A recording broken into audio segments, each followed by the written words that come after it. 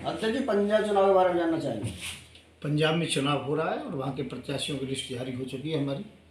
और जैसे ही नामांकन पत्र शुरू हो जाएंगे 1-2 दिन से। जैसा कि आपने बताया, उत्तर प्रदेश में 403 में से 350 सीटों पर लड़ रहे हैं, तो पंजाब में कितनी सीटों पर लड़ रहे हैं? अभी हमने लगभग 90 से ऊपर सीटों पर घोषणा की है, उनको टिकट दिए हैं। बाकी जिस प्रकार से भी होगा देखा जाएगा। तो जैसा कि पंजाब के अंदर किसान ज़्यादा है, ठीक है जी, और किसान के जो तीनों विरोधी कानून थे वो मोदी जी ने वापस ले लिए हैं, तो वोट तो उनको पड़ेगा। ये कहाँ ले लिया उन्होंने कानून वापस? और कौन सा कानून था? मोदी जी तो खुद वापस हुए केवल पंजाब से, या मोदी जी को वापस किया गया? कानून कहाँ का वापस हुए और कौन से कानून थे? मोदी जी कानून बनाते हैं, अपना अनाज कहीं भी बेच सकते हो देशवासियों, किसानों के लिए कानून है।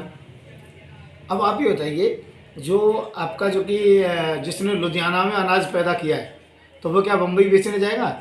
अरे कानून बनाना तो ये कहना चाहिए था कि अपना फसल कहीं बेच सकते हो और उसका जो भाड़ा लगेगा, यातायात का ट्रांसपोर्ट का जो खर्चा होगा वो सरकार वहन करेगी, तो कानून था। अब ये कानून है कि अपना आलू तुम बम्बई जाके बेच सकते हो, ये क्या मतलब? उसका किराया कौन देगा? तो पागलपन की बातें हैं। मोदी जी 8 फेल व्यक्ति हैं, इसलिए वो ज़्यादा कुछ इन चीज़ों में नहीं जानते हैं, तो उनका कोई कानून वानून नहीं। हाँ, मोदी जी लौटा दिए हैं पंजाब से, ये सर्वविदित है। और आपके सामने एक बड़ी पार्टी आम आदमी पार्टी है, जो बिजली फ्री दे रहे हैं, नशा मुक्त राज्य को बना रहे हैं। तो हम भी तो वही कर रहे हैं। नशा मुक्त राज्य कहाँ बना रहे हैं? दिल्ली में, पंजाब के लिए कह रहे हैं। मैं कह रहा हूँ दिल्ली में केजरीवाल का चरित्र देखिए। जो शराब हाउस जो खुलवाए हैं, मदरा हाउस जो खुलवाए हैं, इतने सुंदर लग रहे हैं, बहुत तेज़ी से खुलवाए, वहाँ लोगों को भीड़ हो रही है। इसने जो ओयो के जो होटल खुलवाए अय्याशी के लिए, वो आप देखिए, जो कि केजरीवाल ने शराब का, अय्याशी का और मांस की दुकानों का उन्नति की है, 3 चीज़ों में। अर्थात ये दूसरों के घरों को बिगाड़ना चाहता है। शराब की बात करता है कि जो नशा मुक्त होगा, जो कि ये पंजाब के अंदर, ये बड़ी बेहुदा बात कर रहा है। आप दिल्ली में करना पहले शराब मुक्त। शराब यहाँ दिल्ली में ठेके खुलवाते हो और पंजाब में कहते हो शराब मुक्त करेंगे। तो केजरीवाल फेलियर व्यक्ति है, केजरीवाल कुछ नहीं है।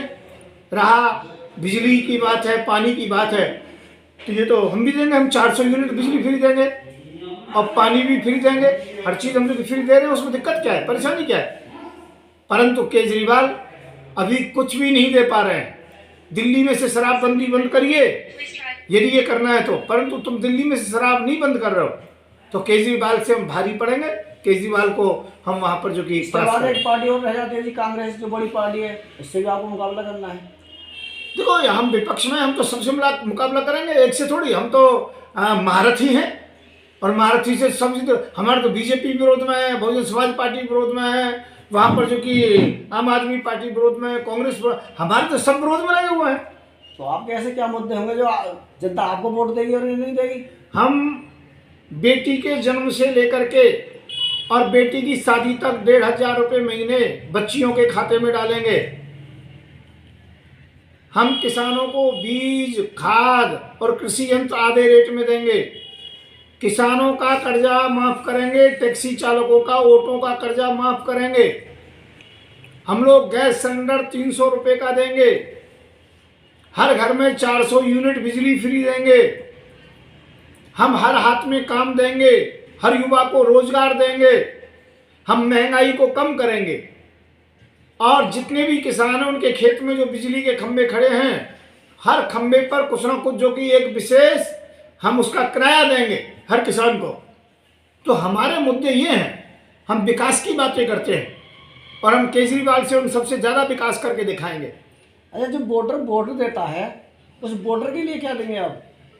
ये वोटर के लिए ही तो दे रहे हैं, और वोटर के लिए क्या शराब पिलाएंगे? नहीं, मेरा मकसद कहने का है, जो वोट डालने जाते हैं तो उसको क्या देंगे? जो है जैसे कि मान लो कहा जाएगा भाई वोटर वो अपनी झाड़ी छोड़ के गया है, उसे वोट डालना है, उसके लिए क्या सुविधा? नहीं, उसे अच्छा शासन देंगे, उसे 5 साल इन राक्षसों से मुक्ति प्रदान कराएंगे और उसको उन्नति देंगे, उसको बढ़ने का, उसके बच्चों का भविष्य बनाएंगे। वोटर के लिए यही चाहिए। एक दिन में 500 रुपये दे करके उसे खरीदना चाहते हो? शर्म आनी चाहिए। जो 500 रुपये देते हैं, या रैली में जो कि खरीद करके लोगों को बुलाते हैं। लोग रोते हुए दिखाई पड़ते हैं मोदी जी की रैली में, हमें तो इतने रुपए पे लेके आए थे, हमें तो ये का नाश्ता मिलेगा, ये होगा वो होगा। तो ऐसी हम राजनीति नहीं करते, ऐसी हम रैलियां पसंद नहीं करते।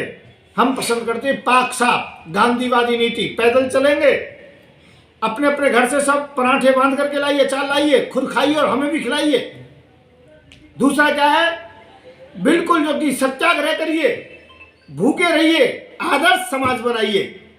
और वो लोग क्या करते हैं, गाड़ी भेजेंगे, नाश्ता देंगे, लिफाफे में पैसे देंगे।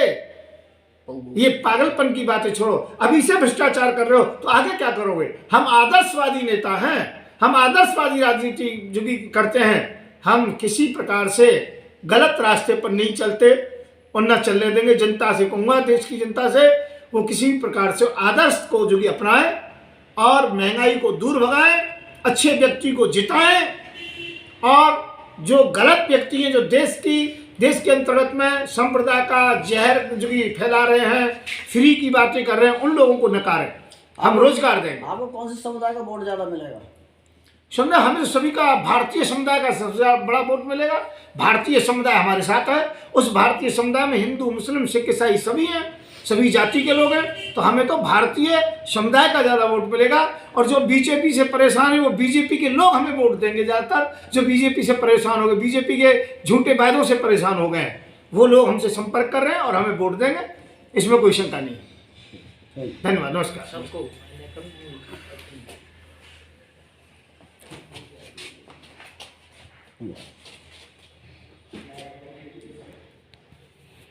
आप चुनाव प्रभारी जी हैं जी इस पार्टी के, भारतीय जन जागृति पार्टी के, तो जानना चाहेंगे कि आपने जो टिकट बांटे अभी तक, तो उसमें जो है जो राष्ट्रीय अध्यक्ष हैं, कहाँ से चुनाव लड़ रहे हैं, कहाँ से टिकट दिया आपने?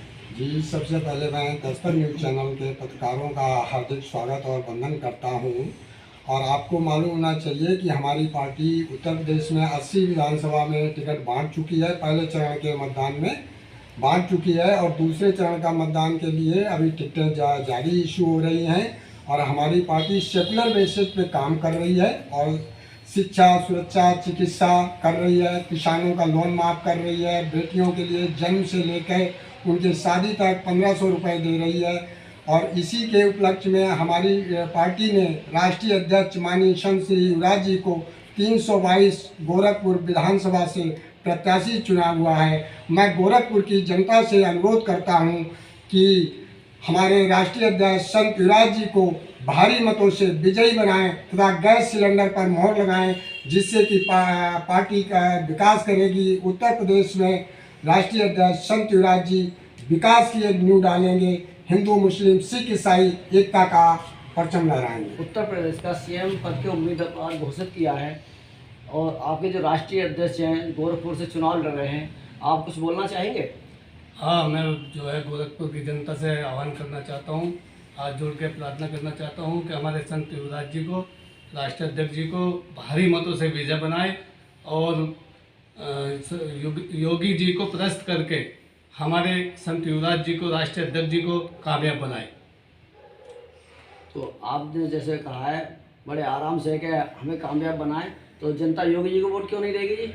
योगी ने करे क्या आज की तारीख में, ये बताइए। 5 साल उन्होंने राज क्या बताओ क्या किया? तो आप बताइए ना, उन्होंने क्या कौन से काम नहीं किए? बहुत सारे काम नहीं किए उन्होंने, प्रचार के अलावा करे क्या ही किया है वहाँ पे, ये बताइए। उत्तर प्रदेश में हमें एक बार मौका दीजिए और हम जो है उत्तर प्रदेश नहीं उत्तम प्रदेश बनाएंगे।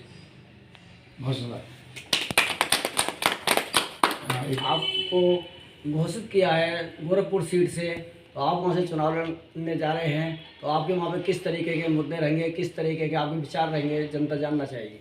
देखो, मैं संत युवराज प्रणाम करता हूँ गोरखपुर की भूमि के लिए और गोरखनाथ भगवान को कोट कोट प्रणाम करता हूँ। और संयोग से वहाँ के महंत श्री हैं आदित्य योगीनाथ जी, तो एक संत के नाते से संत को मैं प्रणाम करता हूँ कि वो जो कि एक बहुत बड़े संत हैं।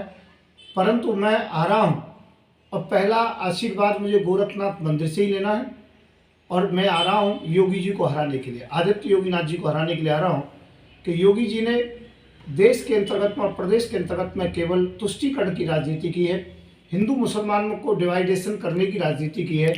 उन्होंने किसी प्रकार से सेकुलरिज्म को पसंद नहीं किया है। इसलिए मुझे इसके लिए भारतीय जन जागृति पार्टी BJP की कोर कमेटी ने, और उनमें जो राष्ट्रीय चुनाव प्रभारी हैं श्रीमान कैलाश पाल बाबू जी, उन्होंने काफ़ी जो प्रेशर दिया और काफ़ी लोगों ने, हरजिंदर जी ने कहा और हाजी पाशा जी ने कहा, और हमारे जो कि CM महोदय हैं जो कि उन्होंने भी, शेरा प्रवीण जी हैं, फिल्म अभिनेता हैं, उन्होंने कहा, और सिख समुदाय से जो राष्ट्रीय अध्यक्ष हैं जो कि श्रीमान वजीर सिंह जी, उन्होंने सभी ने मिलकर के कहा कि भाई आपको चुनाव लड़ना चाहिए योगी जी के सामने। और मैं योगी जी की एक बात कहना चाहता हूँ। योगी जी, आपने कहा था 20 और 80 में, मैं 20 के साथ खड़ा हूँ, आप 80 के साथ हैं, पर ध्यान रखना 20 तो मेरे हैं ही हैं, 80 में जो तुम हो वो मैं हूँ। तुम संत हो तो मैं भी संत हूँ, तुम महंत हो तो मैं भी महंत हूँ, तुम यदि ठाकुर हो तो मैं ब्राह्मण हूँ। मैं ये कहना चाहता हूँ, तुम हिंदू हो तो मैं भी हिंदू हूँ, तुम हिंदू वाहिनी चलाते हो तो मैं हिंदू सेना चलाता हूँ। केवल इतना है, तुम मुख्यमंत्री बन गए हो और मैं राष्ट्रीय संत हूँ, तब भी मैं आपसे बड़ा हूँ, मुझे नहीं कहना चाहिए। और तुम्हें मुख्यमंत्री बनाने वाला ये संत युवराज ही है, जो मोदी जी को फ़ोन करके कहा था कि आप उनको मुख्यमंत्री बना दो। आप मेरे जिलाध्यक्ष रहे हो, आपने जनता को परेशान किया। इसे योगी जी, मैं आ रहा हूँ आपको परास्त करने के लिए, आपको हराने के लिए। आपकी भूमि गोरखपुर में मोदी जी कहते हैं घर में घुस के मारते हैं, तो हम भी दौड़ा दौड़ा करके घर में घुसा करके और वोटों की मार आपको इतनी मारेंगे, आपको हरा देंगे, आपको परास्त कर देंगे। ये धर्म और धर्म का युद्ध है। पांडव 5 थे, कौरव 100 थे। तुम 20 और 80 की बात कहते हो तो सुन लीजिए, राम साधन विहीन थे, आपके पास हर प्रकार का साधन है, फिर भी हम जीतेंगे। हम आपको चैलेंज करते हैं, EVM मशीन से करा लो, तब भी देख लूँगा। और दूसरी बात बताना चाहता हूँ योगी जी, आप कुछ भी करा लो, सांप्रदायिकता नहीं होने दूंगा। पर सभी पार्टियों से मेरा निवेदन है, अपने प्रत्याशियों को इस लड़ाई से दूर रखो, क्योंकि हाथियों की लड़ाई में झुंडों का नुकसान ना करें। इसलिए मैं कहना चाहूँगा, दोनों शेरों को लड़ने दें और बीच में कोई दूसरा कुत्ता भौंकने के लिए ना आए, कहीं हम दोनों को नुकसान हो। इसलिए हम और योगी, युवराज और योगी का आज युद्ध होगा और ये देश देखेगा, रोचक युद्ध होगा। मैं ईमानदारी से युद्ध करूंगा और मैं प्रतिज्ञा करता हूं कि मैं आदित्य योगीनाथ को परास्त करके रहूंगा। और इसके बाद फिर मोदी की बारी है, मोदी जी के लिए भी तैयार हूं, उन्हें भी हराऊंगा। धन्यवाद, नमस्कार दोस्तों।